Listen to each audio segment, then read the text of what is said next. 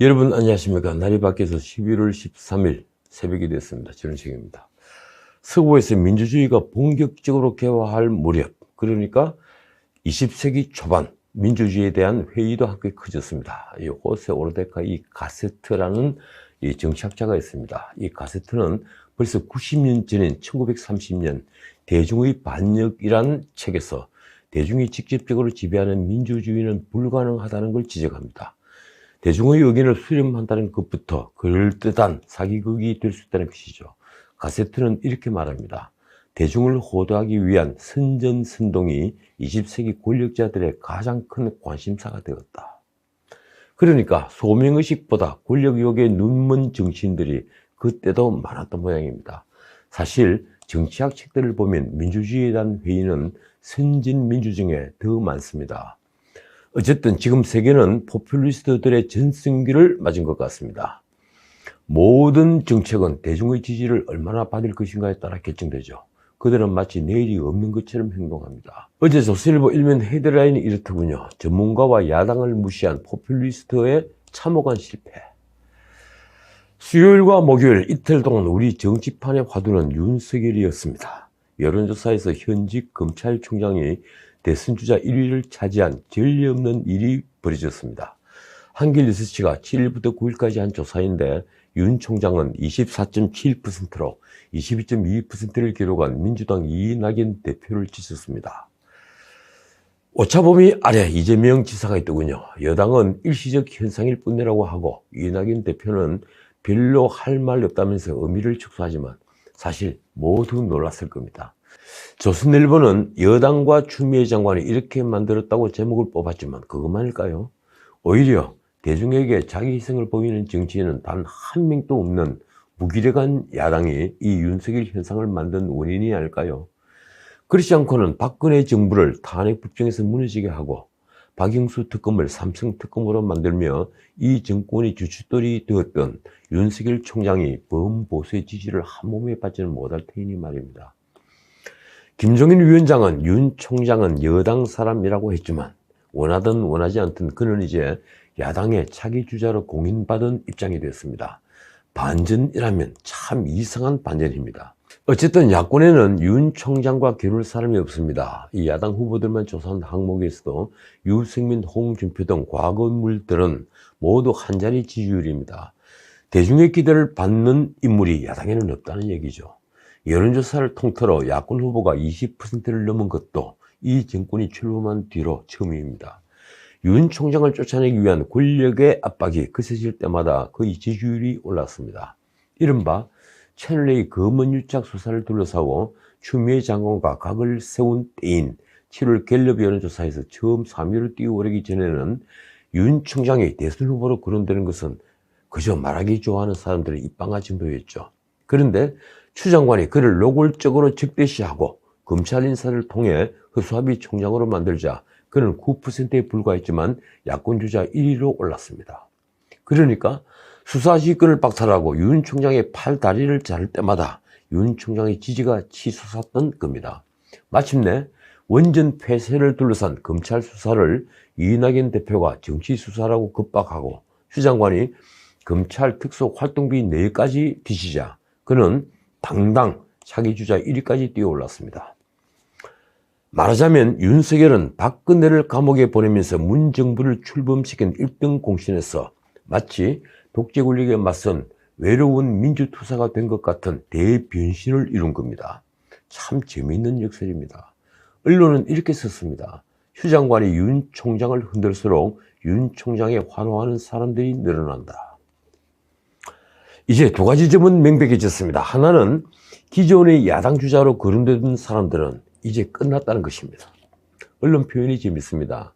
국민의힘 입장에서 보면 가뜩이나 없는 집안 살림을 윤 총장이 거들려고 있는 꼴이다.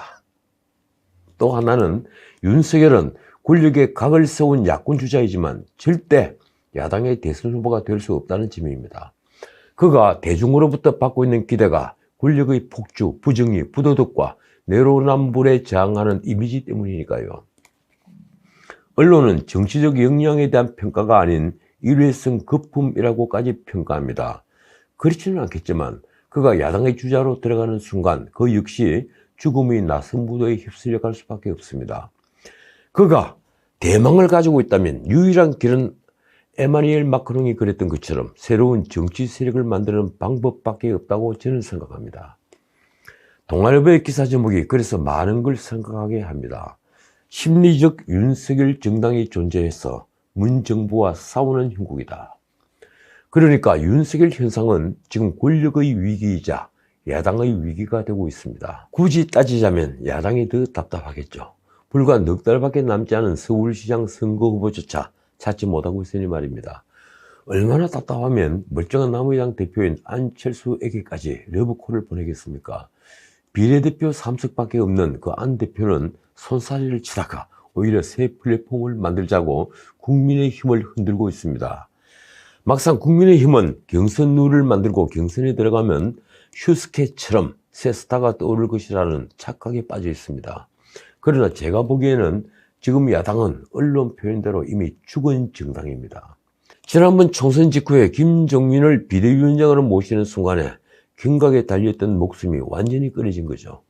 그때 차라리 당을 해쳤으면 지금 살 길이 트였을지도 모르겠습니다. 경제가 이렇게 어렵고 중산층이 무너지고 시름난에다가 집값 폭등과 세금 폭등으로 아우성인데도 문 대통령 국정 지지율이 40%를 넘는 것은 바로 리더가 없는 야당, 죽은 야당 때문인 것입니다. 하긴 권력을 가진 쪽도 이 사태가 당혹스럽게는 마찬가지일 겁니다. 당장 윤석열 현상을 만든 장본인인 추 장관이 그렇죠. 그냥 사퇴하고 정치를 해야 하지 않나 생각한다. 상당히 심각하다.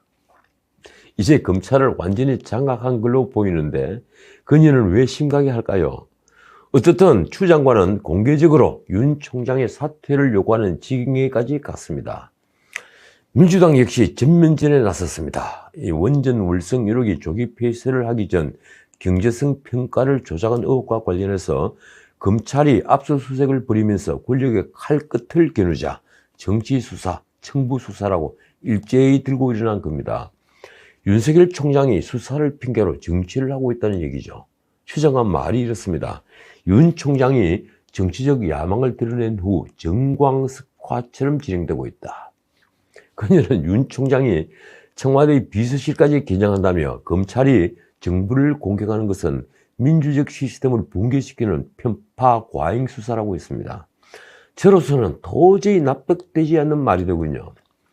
도대체 정부를 공격하는 것과 그 구성원의 범죄를 수사하는 것을 구별조차 하지 못한 데서야 어떻게 법무부 수장이라 할 수 있겠습니까? 그러니 지금 윤 총장 가족에 대한 중앙지검 수사도 국민들에겐 정치 수사로 비치는 겁니다. 지난 9일 윤 총장 아내인 김건희 씨가 대표로 있는 전시기획사 코바나 컨텐츠에 대한 압수수색 영장이 기각됐습니다. 그 이튿날에 나경원 전 의원 집에 대한 압수수색 영장도 기각됐더군요. 이승윤 지검장은 김건희 씨 사건을 왜 반부패 수사부에 맡겼을까요? 형사부가 아니고요. 이 사건을 권력적 비리로 본다는 것인데 언론에 알려진 법원의 영장 기각 사유가 이렇습니다. 확보해야 할 증거들이 이미 제출받아도 되는 내용이고 현 상황에서 압수수색 영장을 집행하면 법익 침해가 중대하다. 쉽게 말해 김건희 씨를 조사하면 다 확보할 수 있는 내용인데 왜 굳이 압수수색을 해서 이의를 키우느냐는 말입니다. 신문 보도를 보니 검찰 내부에서도 이승윤 지검장의 무리수가 이 대전지검의 원전 경제성 평가 조작 의혹 수사와 관련이 있다는 얘기가 나왔다는군요. 그렇다면 중앙지검의 이 수사야말로 정치 수사라는 비판을 피할 수 없을 겁니다. 추미애 장관의 무차별 돌팔매는 또 있습니다. 얼마 전이죠. 윤 총장 라인인 한동훈 검사장과 몸싸움을 벌여 논란이 된 정진웅 부장검사를 서울고검이 감찰 후에 독직 폭행으로 기소했습니다. 그는 광주지검 차장으로 인정했는데 모양새가 영 이상하게 됐죠. 그러자 휴 장관은 기소 과정에 문제가 없었는지 진상을 조사하라고 대검 감찰부에 지시했습니다. 정진웅 차장 구하기에 나선 거죠. 주인 검사를 배제하고 윗선에서 기소를 결정한 게 아니냐는 것인데 정말 이렇게 꼬투리를 잡아도 되는 건가요? 게다가 추 장관은 대검이 정진웅 차장의 직무집행 정지를 요청하자 2주간이나 미루다가 이 대검 감찰부장이 결재에서 배제되는 등 절차상 심각한 문제점이 제기됐다고 치고 나왔습니다. 그래서 대검의 진상 확인 조사 결과를 검토해서 정 차장 검사의 직무집행 정지 여부를 결정할 예정이라고 하는군요. 더 놀라운 것은 추미애 장관이 한동훈 검사장 사례와 같이 피의자가 휴대폰 비밀번호를 악의적으로 숨기고 수사를 방해하는 경우에 그 이행을 강제하는 법률 제정을 검토하라고 지시한 겁니다. 한동훈 방지법이라든가요. 한동훈 검사장도 반발했지만 도대체 당사자의 방어권을 무력화시키는 이런 위헌적인 발상을 어떻게 법무부 장관이 할 수 있는지 그저 기가 막힐 뿐입니다. 진짜 온효월의 서리가 내릴 정도로 한이 맺힌 겁니까? 추 장관이 검찰총장 주머니 돈이 됐다고 주장한 특수활동비 의혹도 전선이 계속 확대되고 있습니다. 야당은 법무부는 물론 청와대와 국정원, 경찰 등도 모두 조사해야 한다고 공격 중에 있습니다. 그러자 추 장관이 또다시 부메랑을 날렸다는 말이 나왔죠. 드루킹 사건은 추 장관의 댓글 조작을 고발해 벌어진 대표적인 부메랑 사건입니다. 어쨌든 기밀을 요하는 수사 업무 등에 소요되는 비용 외에 특수활동비는 이제 폐지해야 한다는 게 제 생각입니다. 국민들의 혈세를 영수증도 없이 마구 쓸 수 있도록 한다는 것 자체가 말이 안 되기 때문입니다. 이틀 전엔 월성 원전 1호기 경제성 평가를 둘러싼 수사에 대해 놀라운 사실이 드러났습니다. 이 백운규 전 산업부 장관이 주인공입니다. 그는 2018년 월성 원전 1호기의 한시적 가동 필요성을 보고한 산업부 부하 직원에게 너 죽을래? 이렇게 말하며 즉시 가동 중단으로 보고서를 다시 쓰라고 지시했다고 합니다. 조선일보 일면 헤드라인에 실린 거죠. 감사원이 관련자 진술을 확보했다고 하는군요. 결국 그 공무원은 즉시 중단으로 보고서 내용을 바꿨고 백 장관은 진작에 이렇게 할 것이지라며 그 수정 보고서를 청와대에 올리도록 했습니다. 그 뒤에 산업부는 한수원을 노골적으로 압박을 했고 결국 월성 1호기는 작년 12월 영구정지됐습니다. 감사원은 백운규 장관과 정재훈 한수원 사장 등 4명을 직권남용 등으로 검찰에 고발했죠. 이 과정은 감사원이 검찰에 보낸 수사 참고 자료에 상세하게 수록됐다고 하는군요. 이 정권에서는 조폭스러워야 장관이 되는 겁니까? 아니면 대통령이 말해 무조건 복종해야 장관이 되는 건가요? 월성 원전 한시적 가동을 보고서에 썼던 공무원도 처자식이 있는 가장이지 않겠습니까? 그런데 너 죽을래라고 말하면 그 사람은 얼마나 놀랐겠습니까? 더 놀라운 것은 민주당 양이원영 의원이란 분이 문 대통령의 원전 조기 폐쇄 결정을 통치행위라고 한 것입니다. 그러니까 대통령의 통치행위를 감사원이 감사하고 윤석열 총장이 수사하는 것 자체가 월권이라는 것이죠. 법을 몇십 년 파먹은 제가 처음 들은 얘기입니다. 이 통치행위는 헌법교과서에도 나오는 이론인데 과거 DJ가 남북 정상회담이라는 걸 하려고 김정일에게 현금만 4억 5천만 달러를 송금하게 한 게 문제가 됐을 때 한 차례 등장한 이론입니다. 도대체 이 수준의 지식으로 국회의원을 한다니 의안이 붕붕합니다. 정말 왜들 이러는 걸까요? 통치자는 무오류라는 생각은 독재 국가가 아니면 절대 할 수 없는 생각입니다. 어쨌든 검찰은 산업부 원전산업정책관을 했던 모 국장을 11일 피의자 신분으로 조사했습니다. 즉시 가동 중단 배경을 추궁했다고 하니 권력을 겨냥해서 수사하는 모양새가 된 것은 분명합니다.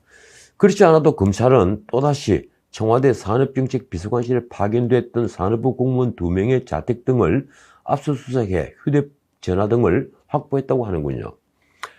그 공무원들은 최이봉 비서관으로부터 원전을 즉시 가동 중단하는 계획안을 산업부 장관에게 알리고 이를 다시 대통령 비서실에 보고하도록 하라는 지시를 받아 산업부 실무진에 전달했다고 합니다. 결국 원전 조기 폐쇄는 문 대통령의 뜻을 받던 청와대가 일방적으로 지시를 해서 벌어진 일이라는 얘기죠. 백운규 전 장관이 곧 피의자 신분으로 소환된다고 하니 그 책임은 누가 지게 되는지 밝혀지겠죠. 자, 이제 미국 대통령 선거 유진을 짚어보겠습니다. 트럼프 대통령은 여전히 선거 결과에 불복하고 있습니다. 여기저기 법적 투쟁을 벌이고 있죠. 조 바이든 당선인은 미국의 거의 모든 언론으로부터 이미 승리를 인정받았습니다. 친 트럼프 매체인 폭스TV는 말할 것도 없습니다. 뉴욕포스트도 그렇고 월스트리트 저널도 바이든 승리를 인정했습니다. 영국, 독일, 프랑스, 일본 등 각국은 이미 바이든을 당선인으로 대우하고 있지만 중국과 러시아는 아직 조용합니다. 특히 시진핑은 최근 자신에게 각을 세운 바이든 당선이 몹시 불편한 모양입니다. 바이든은 트럼프가 불복하는 데다가 조달층이 협조하지 않아 인수위 가동 등 본격 행보에 나서지 못하고 있다고 합니다. 그래도 어제 바이든은 비서실장부터 핵심 참모들을 임명하고 있습니다. 한편 트럼프 역시 선거 결과가 뒤집어지는 걸 믿고 있다고 하는군요. 그는 일부 참모들이 법적 대응을 해도 판세를 뒤집을 가능성이 적다고 하는데도 귀담아 듣지 않는다고 합니다. 그러니 폼페이오 국무장관도 펜스 부통령도 모두 선거 결과는 아직 나오지 않았다고 주장하고 있습니다. 폼페이오 국무장관은 이틀 전에 이 몇 달 뒤에 트럼프 2기로 전환된다고까지 말했죠. 이 트럼프의 승복이 없으니 바이든은 아직 워싱턴으로 돌아가지 못하고 선거 캠프가 있는 델라웨어에 있습니다.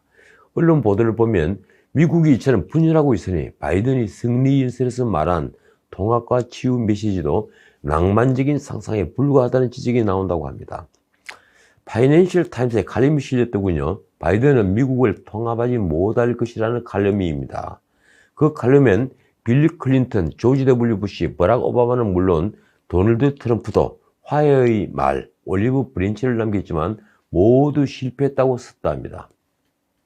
필자인 가네시는 그 이후로 극심한 당파주의, 파티션 시입을 꼽았다고 하는군요. 그 칼럼이 내린 결론이 놀랍습니다. 이런 상황에서 바이든의 치유와 통합 메시지는 77살이 갖는 아이의 순진함처럼 거슬릴 수 있다. 어떻든 문 정부는 조 바이든 당선인 측과 소통을 위해 총력전을 펼치는 중입니다. 솔직히 문 정부가 트럼프 당선을 기대했다는 것은 천하가 다 아는 사실이죠. 남북 대화를 계속해야 한다는 절박함 때문일 텐데 김정은을 대하는 게 트럼프와는 완전히 다른 바이든이 당선됐으니 참으로 난감할 겁니다. 문 대통령이 한반도 평화 프로세스를 대수보 회의에서부터 언급한 것도 그런 까닭이 있는 겁니다.